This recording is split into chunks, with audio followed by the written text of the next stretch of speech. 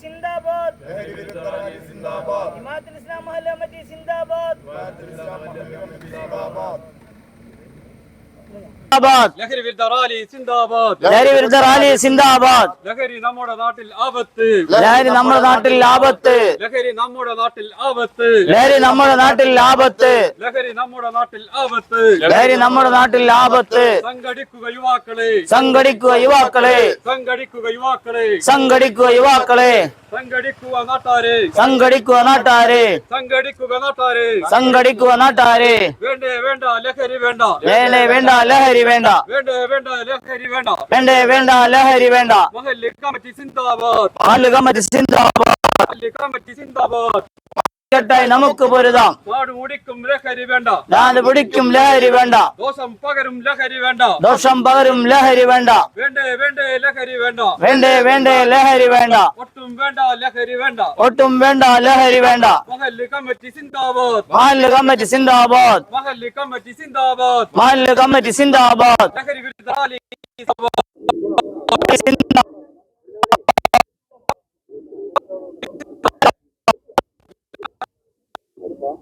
നാട്ടാരെ. ഉമ്മമാരെ പെങ്ങന്മാരെ. സംഘടിക്കുക യുവാക്കളെ. സംഘടിക്കുക നാട്ടാരെ. സംഘടിക്കുക നാട്ടാരെ. സംഘടിക്കുക നാട്ടാരെ. സംഘടിക്കുക നാട്ടാരെ. മാനവികത ഉയരട്ടെ. മാനവികത ഉയരട്ടെ. മാനവികത ഉയരട്ടെ. മാനവികത ഉയരട്ടെ. മഹല്ല് കമ്മിറ്റി സിന്ദാബാദ്. മഹല്ല് കമ്മിറ്റി സിന്ദാബാദ്. ദോഷം പകരും ലഹരി വേണ്ട. വേണ്ട നമുക്ക് ഈ ലഹരി വേണ്ട. നമുക്ക് ഈ ലഹരി വേണ്ട. വേണ്ട വേണ്ട ലഹരി വേണ്ട. വേണ്ട വേണ്ട ലഹരി വേണ്ട. ഒട്ടും വേണ്ട ലഹരി വേണ്ട. ഒട്ടും വേണ്ട ലഹരി വേണ്ട. മഹല്ല് കമ്മിറ്റി സിന്ദാബാദ്. മഹല്ല് കമ്മിറ്റി സിന്ദാബാദ്. മഹല്ല് കമ്മിറ്റി സിന്ദാബാദ്. മഹല്ല് കമ്മിറ്റി സിന്ദാബാദ്. ലഹരി വിരുദ്ധ റാലി സിന്ദാബാദ്. ലഹരി വിരുദ്ധ റാലി സിന്ദാബാദ്. മഹല്ല് കമ്മിറ്റി സിന്ദാബാദ്. മഹല്ല് കമ്മിറ്റി സിന്ദാബാദ്. മഹല്ല് കമ്മിറ്റി സിന്ദാബാദ്. ലഹരി വിരുദ്ധ റാലി സിന്ദാബാദ്. ലഹരി വിരുദ്ധ റാലി സിന്ദാബാദ്. ലഹരി വിരുദ്ധ റാലി സിന്ദാബാദ്. ലഹരി വിരുദ്ധ റാലി സിന്ദാബാദ്. നാട് മുടിക്കും കുടുംബം മുടിക്കും ലഹരി വേണ്ട. കുടുംബം മുടിക്കും ലഹരി വേണ്ട. സമൂഹത്തെ നശിപ്പിക്കുന്ന സമൂഹത്തെ നശിപ്പിക്കുന്ന ലഹരി നമുക്ക് വേണ്ടേ വേണ്ട. ലഹരി നമുക്ക് വേണ്ടേ വേണ്ട. ലഹരി നമുക്ക് വേണ്ടേ വേണ്ട. ലഹരി നമുക്ക് വേണ്ടേ വേണ്ട. മാനവികത ഉയരട്ടെ. മാനവികത ഉയരട്ടെ. മഹല്ല് കമ്മിറ്റി സിന്ദാബാദ്. മഹല്ല് കമ്മിറ്റി സിന്ദാബാദ്. മഹല്ല് കമ്മിറ്റി സിന്ദാബാദ്. ലഹരി വിരുദ്ധ റാലി സിന്ദാബാദ്. ലഹരി വിരുദ്ധ റാലി സിന്ദാബാദ്. ലഹരി വിരുദ്ധ റാലി സിന്ദാബാദ്. ലഹരി വിരുദ്ധ റാലി സിന്ദാബാദ്. ലഹരി നമ്മുടെ നാടിനാപത്ത്. ലഹരി നമ്മുടെ നാടിനാപത്ത്. ലഹരി നമ്മുടെ നാടിനാപത്ത്. ലഹരി നാടിനാപത്ത്. സംഘടിക്കുക യുവാക്കളെ. സംഘടിക്കുക യുവാക്കളെ. സംഘടിക്കുക യുവാക്കളെ. സംഘടിക്കുക നാട്ടാരെ. സംഘടിക്കുക ലഹരി വേണ്ട. വേണ്ട വേണ്ട ലഹരി വേണ്ട. നാട് മുടിക്കും. നാട് മുടിക്കും ലഹരി വേണ്ട. നാട് മുടിക്കും ലഹരി വേണ്ട. നാട് മുടിക്കും ലഹരി വേണ്ട. ഒറ്റക്കെട്ടായി പൊരുതാം നമുക്ക്. ഒറ്റക്കെട്ടായി പൊരുതാം നമുക്ക്. ഒറ്റക്കെട്ടായി നമുക്ക് പൊരുതാം. ഒറ്റക്കെട്ടായി നമുക്ക് പൊരുതാം. നാട് മുടിക്കും ലഹരിക്കെതിരെ. നാട് മുടിക്കും ലഹരിക്കെതിരെ. നാട് മുടിക്കും ലഹരിക്കെതിരെ. നാട് മുടിക്കും ലഹരിക്കെതിരെ. ദോഷം പകരും ലഹരിക്കെതിരെ. ദോഷം പകരും ലഹരിക്കെതിരെ. ദോഷം പകരും ലഹരിക്കെതിരെ. ദോഷം പകരും ലഹരിക്കെതിരെ. ഒട്ടും വേണ്ട ലഹരി വേണ്ട. ഒട്ടും വേണ്ട ലഹരി വേണ്ട. ഒട്ടും വേണ്ട ലഹരി വേണ്ട. ഒട്ടും വേണ്ട ലഹരി വേണ്ട. സംഘടിക്കുക യുവാക്കളെ. സംഘടിക്കുക യുവാക്കളെ. സംഘടിക്കുക യുവാക്കളെ. സംഘടിക്കുക യുവാക്കളെ. സംഘടിക്കുക നാട്ടാരെ. സംഘടിക്കുക നാട്ടാരെ. മഹല്ല് കമ്മിറ്റി സിന്ദാബാദ്. മഹല്ല് കമ്മിറ്റി സിന്ദാബാദ്. ലഹരി വിരുദ്ധ റാലി സിന്ദാബാദ്. ലഹരി വിരുദ്ധ റാലി സിന്ദാബാദ്. ലഹരി വിരുദ്ധ റാലി സിന്ദാബാദ്. ലഹരി വിരുദ്ധ റാലി സിന്ദാബാദ്. മാനവികത ഉയരട്ടെ. മാനവികത ഉയരട്ടെ. ലഹരിക്കെതിരെ ഉയരട്ടെ. ലഹരിക്കെതിരെ ഉയരട്ടെ. ലഹരിക്കെതിരെ ഉയരട്ടെ. ലഹരിക്കെതിരെ ഉയരട്ടെ. മഹല്ല് ഭാരവാഹികൾ, മഹല്ല് കാലി, മുഅദ്ദിൻ ഉൾപ്പെടെയുള്ള മഹല്ല് നിവാസികളെ, സുഹൃത്തുക്കളെ, നമുക്കറിയാം ഇന്ന് കേരളത്തിൽ അങ്ങോളം ഇങ്ങോളം 1400 വർഷങ്ങൾക്ക് മുമ്പുള്ള ഒരു ഇരുണ്ട കാലത്തെ അനുസ്മരിക്കുന്ന വിധത്തിലുള്ള വാർത്തകളാണ് ദൃശ്യമാധ്യമങ്ങളിലും അതുപോലെ തന്നെ പത്രങ്ങളിലൊക്കെ തന്നെ വർത്തമാനകാലത്ത് നമ്മൾ കേട്ടുകൊണ്ടിരിക്കുന്നത്. അതിന് പ്രായവ്യത്യാസം ഇല്ല, അതുകൂടാതെ ലിംഗവ്യത്യാസമില്ലാതെ യുവാക്കളെന്നോ പ്രായമുള്ളവരോ ഒന്നും ഇല്ലാതെ ലഹരി വ്യാപകമായിക്കൊണ്ടിരിക്കുന്ന ഒരു വർത്തമാനകാലത്താണ് നമ്മളൊക്കെ ജീവിക്കുന്നത്. ലഹരിക്കെതിരെ സർക്കാർ തലത്തിലും അതുപോലെ തന്നെ സന്നദ്ധ സംഘടനകളും വലിയ തോതിലുള്ള പോരാട്ടങ്ങൾ കേരളത്തിൽ അകത്തും അതുപോലെ തന്നെ രാജ്യത്തിന് പുറത്തുമൊക്കെ നടത്തിക്കൊണ്ടിരിക്കുന്ന പത്രവാർത്തകൾ നമ്മൾ കണ്ടുകൊണ്ടിരിക്കുകയാണ്.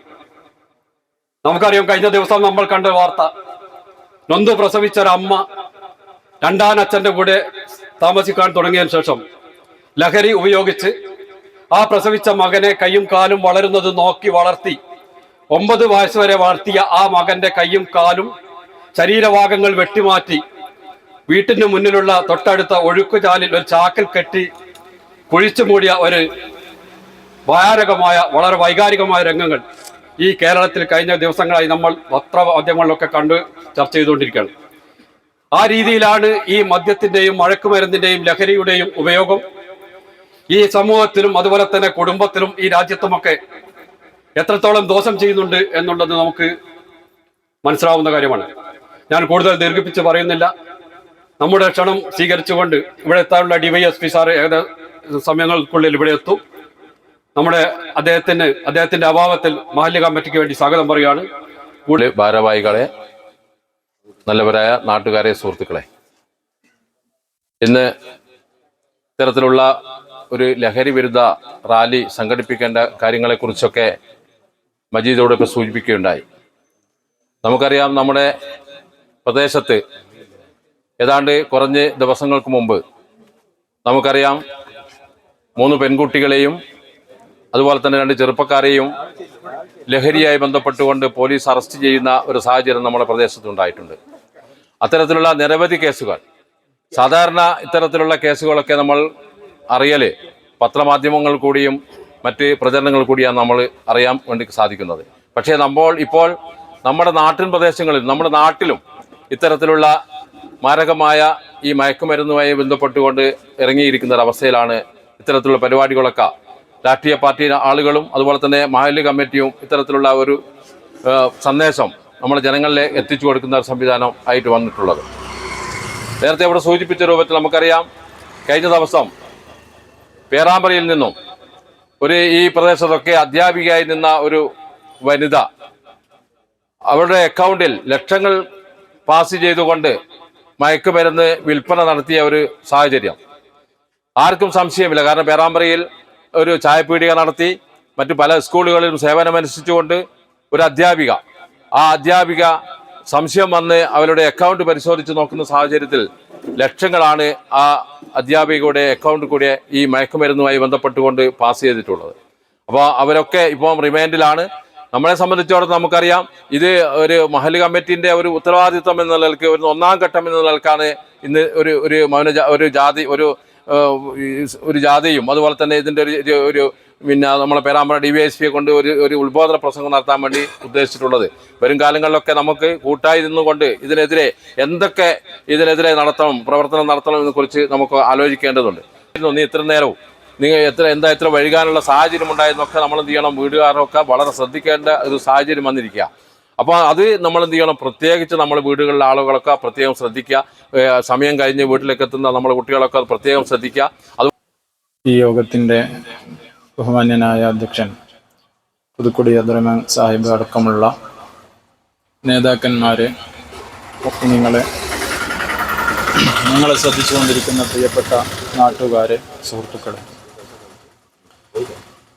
ലഹരി വിരുദ്ധ റാലി എന്ന പേരിൽ പാണ്ടിക്കോട് മഹല്ല് ജമാഅത്തിന്റെ ആഭിമുഖ്യത്തിൽ സംഘടിപ്പിച്ച വളരെ ശ്രദ്ധേയമായ ഒരു പരിപാടിയുടെ സമാപന സംഗമത്തിലാണ് നമ്മളെല്ലാവരും ഉള്ളത്.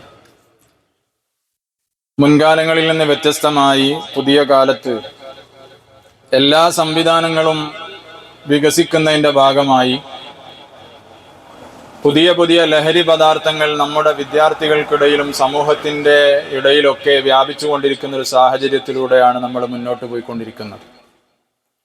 ഒരു 10 കൊല്ലം മുമ്പ്, 15 കൊല്ലം മുമ്പ് മദ്യം എന്ന ലഹരിയെക്കുറിച്ച് അല്ലെങ്കിൽ പാൻമസാലയെക്കുറിച്ചൊക്കെ സംസാരിച്ചിരുന്ന അല്ലെങ്കിൽ അതിനെപ്പറ്റി ഉത്ബോധനം ചെയ്യുന്ന ഒരു കാലത്തിൽ നിന്ന് വ്യത്യസ്തമായി പുതിയൊരു സംവിധാനത്തിലേക്കും പുതിയ വർഷങ്ങളിലേക്കും നമ്മൾ കടക്കുമ്പോൾ പുതിയ പേരുകളിൽ രാസലഹരികൾ വ്യാപിച്ചുകൊണ്ടിരിക്കുന്ന ഒരു സാഹചര്യമാണ് നമ്മൾ കണ്ടുകൊണ്ടിരിക്കുന്നത്.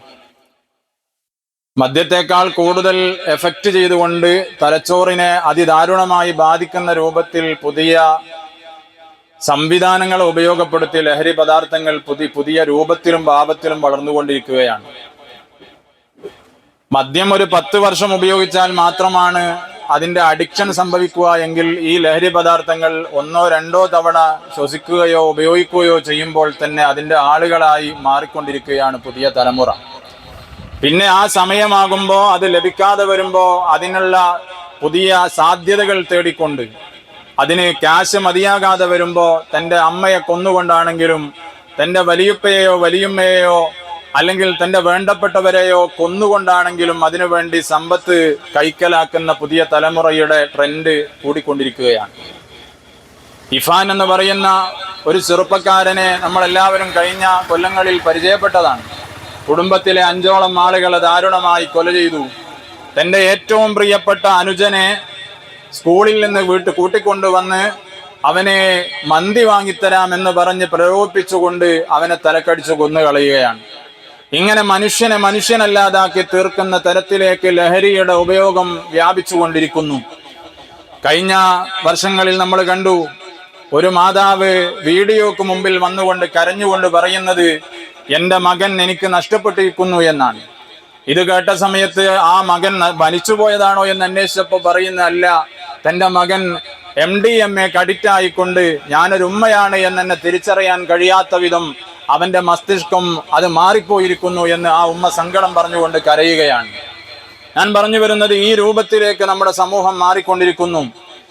ചെറിയ കോഴി തൻ്റെ കുഞ്ഞുങ്ങളെ സംരക്ഷിക്കാൻ വേണ്ടി ആ കുഞ്ഞുങ്ങൾക്ക് കാവലിരിക്കുന്നത് പോലെ തൻ്റെ മക്കൾക്ക് കാവലിരിക്കേണ്ട കാലമാണ് ഓരോ രക്ഷിതാവിൻ്റെതുമായി കഴിഞ്ഞു പോകുന്നതെന്ന് നാം മനസ്സിലാക്കേണ്ടതുണ്ട്.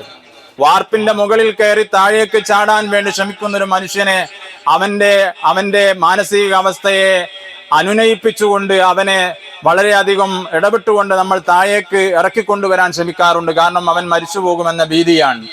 എന്നാൽ ആ രൂപത്തിൽ നമ്മുടെ സമൂഹത്തിലുള്ള ഒരു വ്യക്തി ലഹരി ഉപയോഗത്തിലേക്ക് പോകുന്നു എന്ന് കണ്ടാൽ ഇതിനേക്കാളേറെ ഗൗരവത്തോടുകൂടി ആ വ്യക്തിയെ ഉത്ബോധിപ്പിക്കുകയും ആ വ്യക്തിക്ക് ആവശ്യമായ സഹായങ്ങൾ നൽകുകയും ഒരിക്കലും അവൻ ഈ ലഹരിയുടെ അടിമയാകരുത് എന്നുള്ളൊരു തീർച്ചപ്പെടുത്തലോടുകൂടെ നമ്മൾ എല്ലാവരും ഇടപെടണം. അത് ആ വ്യക്തിയെ വലിയൊരു കയത്തിൽ നിന്ന് രക്ഷപ്പെടുത്താനുള്ള ഒരു മാർഗമാണ് എന്നുകൂടെ നാം ആലോചിക്കണം.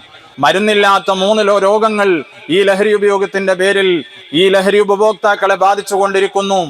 56ഓളം രോഗങ്ങൾക്ക് ഒരിക്കലും തന്നെ ട്രീറ്റ്മെന്റ് ലഭിക്കാൻ കഴിയാത്ത വിധം ശരീരം പ്രതികരിക്കുന്നു.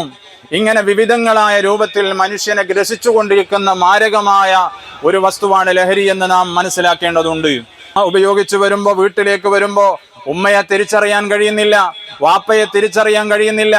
ആഘോഷങ്ങളുടെ വേളയിൽ തന്നെ ലഹരി ഉപയോഗിച്ചുകൊണ്ട് വീട്ടിലേക്ക് കടന്നു വരുമ്പോൾ ഗൃഹനാഥൻ വീട്ടിലേക്ക് വരുമ്പോൾ എന്താണ് സംഭവിക്കുന്നത്?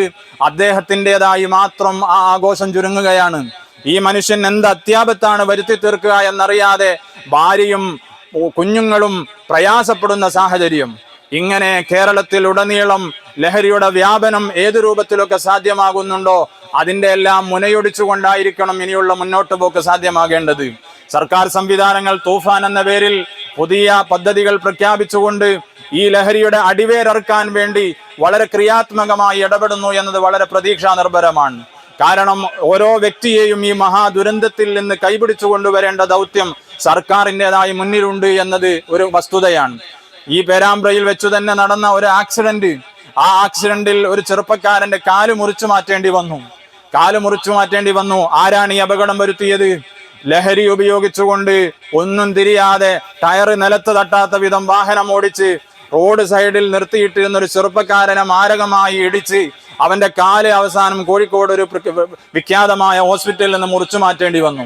അന്ന് ആ ഹോസ്പിറ്റലിൽ ഈ വിനീതനും പോയിരുന്നു. അങ്ങനെ അവിടെ വെച്ച് ചില ആളുകൾ പറഞ്ഞു ഈ പ്രതിയെ വിട്ടയച്ചിട്ടുണ്ട് എന്ന്.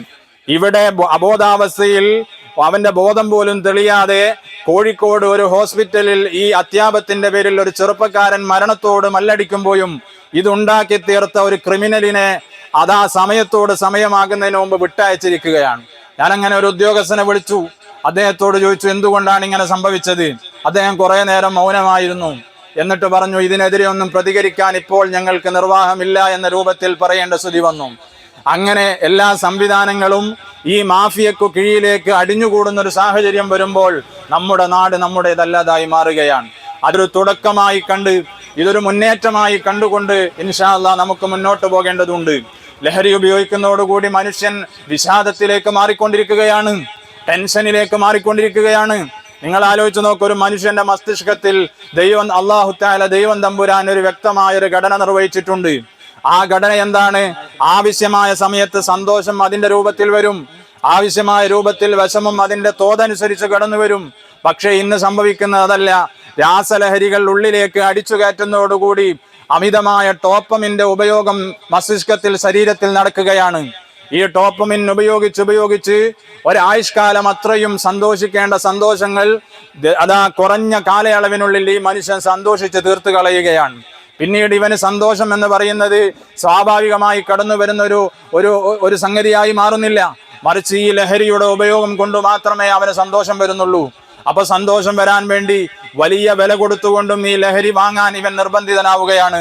വീട്ടിൽ അരി വാങ്ങിയിട്ടില്ലെങ്കിലും, അമ്മയും അച്ഛനും ഉമ്മയും വാപ്പയും വീട്ടിൽ പട്ടിണിയാണെങ്കിലും ഇവന് ലഹരി വസ്തു ലഭിച്ചിരിക്കണം എന്നുള്ള ഒരു ദാർഢ്യത്തിലേക്ക് ഇവൻ മാറിക്കൊണ്ടിരിക്കുന്നു. അങ്ങനെ വീട്ടിൽ നിന്ന് കലഹങ്ങൾ ഉണ്ടാകുന്നു, വീട്ടിലുള്ളവരെ ആക്രമിക്കുന്ന സാഹചര്യം ഉണ്ടാകുന്നു. ഇവൻ ജീവിതത്തിൽ നിന്ന് തെന്നിമാറി. എനിക്കറിയാം, നമ്മുടെ നാടിന്റെ പരിസരത്ത് തന്നെ പാവപ്പെട്ട പെൺകുട്ടികളുണ്ട്. ചെറുപ്പക്കാരായ ഭർത്താക്കന്മാർ ലഹരിയുടെ ഉടമയായതുകൊണ്ട് ഈ പറക്കമുറ്റാത്ത മക്കളെയും കൊണ്ട് ഞങ്ങൾ എവിടെ പോകണമെന്ന് ചോദിക്കുന്ന പെൺകുട്ടികളുണ്ട്. ഈ ചെറുപ്പക്കാരനെ ഡി അഡിക്ഷൻ സെന്ററിലേക്ക് കൊണ്ടുപോകാൻ ആരുണ്ട് എന്ന ചോദ്യം ബാക്കിയാവുന്ന സാഹചര്യമുണ്ട്. അതുകൊണ്ട് നമ്മുടെ നാടുകളിലെ നമ്മുടെ ചെറുപ്പക്കാരൊന്നും മോശമായതുകൊണ്ടല്ല ഇതിന്റെ അഡിക്റ്റുകളാകുന്നത്. ഒരുപക്ഷെ നല്ല മനസ്സുള്ളവരും നല്ല സ്വഭാവമുള്ളവരും മറ്റുള്ളവരെ സഹായിക്കാനുള്ള സഹജീവി സ്നേഹമുള്ളവരുമാണവർ. പക്ഷേ ഏതോ ഒരു സുപ്രഭാതത്തിൽ തങ്ങളുടെ കൂട്ടുകെട്ടിലൂടെയോ മറ്റോ കടന്നു വന്ന ഈ ലഹരിയുടെ സാന്നിധ്യം അവരുടെ ക്രിയാത്മകമായ ജീവിതത്തെ മുച്ചൂടും നശിപ്പിച്ചുകൊണ്ടിരിക്കുന്ന ഒരു സാഹചര്യമാണ് ഉണ്ടാകുന്നത്. അതുകൊണ്ട് എൻ്റെ പ്രിയപ്പെട്ട സഹോദരന്മാരെ, അതിനുവേണ്ടി നമ്മുടെ മഹല്ല് സംവിധാനങ്ങൾ ഉണർന്നിരിക്കുന്നുണ്ട്, നമ്മുടെ നാട്ടിലെ സന്നദ്ധ പ്രവർത്തകർ ഉണർന്നിരിക്കുന്നുണ്ട്. അത് നമുക്ക് വലിയൊരു കാവലാണ്. ഇനി നമുക്ക് ഉറങ്ങാൻ സമയമില്ല. നമ്മുടെ നാടുകളിലുള്ള ഇത്തരം ഹീനകൃത്യങ്ങളെ നിയമത്തിന്റെ മുന്നിൽ കൊണ്ടുവന്നുകൊണ്ട് നമ്മുടെ മഹല്ല് സംവിധാനത്തിലൂടെ നമ്മുടെ ജാഗ്രതാ സമിതികളുടെ നേതൃത്വത്തിലൊക്കെ ഉള്ള മുന്നേറ്റങ്ങൾ സാധ്യമാവണം. അത് നമ്മുടെ സമൂഹത്തിന്റെ സമുദ്ധാരണത്തിനു വേണ്ടിയാണ്. ഇല്ലെങ്കിൽ കുറച്ചു കാലം കഴിഞ്ഞാൽ നമ്മളെ പരിലാളിക്കേണ്ട, നമ്മെ ചേർത്തു പിടിക്കേണ്ട ഒരു തലമുറ അവർ ഭ്രാന്തമായ സാഹചര്യത്തിലേക്ക് മാറിപ്പോകും. അവർ മനോനില തെറ്റിയവരായി മാറിപ്പോകും. നമ്മളെല്ലാം പറഞ്ഞു കേട്ട തെരുവുകളെ പോലെ അവിടെ അലഞ്ഞു നിൽക്കുന്ന ലഹരി ഉപയോഗിച്ചുകൊണ്ട് മസ്തിഷ്കം നഷ്ടപ്പെട്ടു പോയി അലഞ്ഞു തിരിയുന്ന മനുഷ്യരെ പോലെ അത്തരം തെരുവുകളായി നമ്മുടെ നാടുകൾ മാറിപ്പോകുന്ന സാഹചര്യം ഉണ്ടാകും.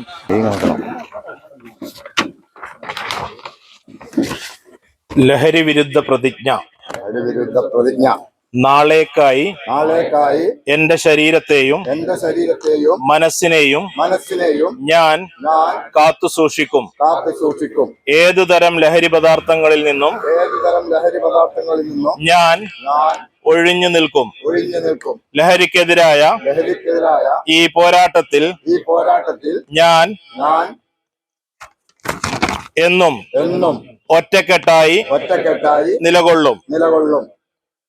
എന്റെ കുടുംബത്തെയും സുഹൃത്തുക്കളെയും സമൂഹത്തെയും ലഹരിയുടെ വിപത്തിൽ നിന്ന് ഞാൻ രക്ഷിക്കാൻ പ്രതിജ്ഞ ചെയ്യുന്നു. ലഹരി വേണ്ട, ജീവിതമാണ് വലുത്. പ്രതിജ്ഞ പ്രതിജ്ഞ പ്രതിജ്ഞ.